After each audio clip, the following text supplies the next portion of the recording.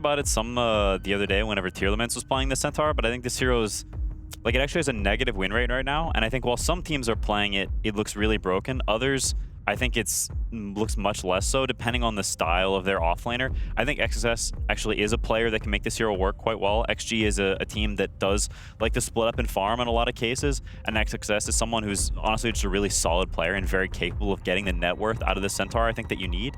And so I think, you know, while it may not be working for some other teams, I think it has, you know, great potential to work for XG.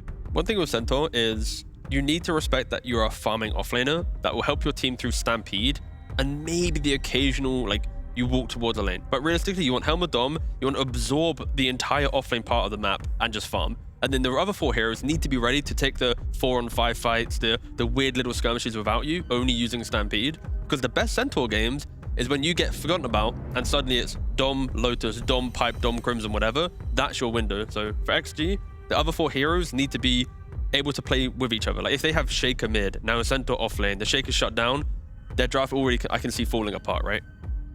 And for Tundra, they go for the Bat Rider. The Bat pick itself isn't interesting for me, but so many times Tundra have really liked to keep one of their supports until the later pick in their draft. But this time around, they're very okay to reveal both supports off the bat. Yeah, I mean... Pun not intended. Wait. They have actually started changing their supports a little bit. The first 2 days, I think it was all Hoodwink for Ari, and now he's playing Shadow Shaman yesterday. He's playing Bat Rider now, right? So they are mixing it up a little bit. Yeah, I'm not exactly sure why they choose to take 2 supports here. I mean, you would think that you know, okay, the Ursa is banned, the Baden's banned. So I guess you know, their typical responses are out, and so Pure feels like he needs to see a little bit more to pick his hero. It's just a bit strange considering you already see the Centaur. It's just going to be offlane. It's not a flex at all.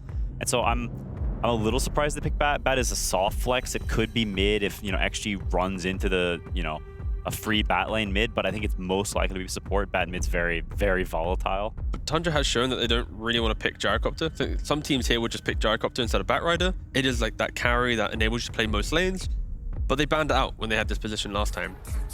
So yeah, Tundra just going slightly different. And for XG, they go for the Ringmaster. Of course, Escape Act, very, very good in both Jakiro and Bat Rider, just being able to just protect the hero that they jump. Uh-oh. Disruptor. Yeah. I'm just not a Disruptor fan. No, but I think it can still work. It doesn't have to be bad. I think you just need to pick the right carry with it so that you don't just lose the lane to some ridiculous degree. Damage to the carry and kind of like the aggressive heroes that I mentioned earlier. I think Army, the right? Weaver can be interesting here, right? Again, for Ame, for example. Then you enable the Disruptor, right? You get the Weaver against the Bat, which is a pretty good matchup. You have this... not only is it a decent lane, Weaver Disruptor, but it's also pretty good in the game, right? You have this aggressive timings where you can glimpse people back and continuously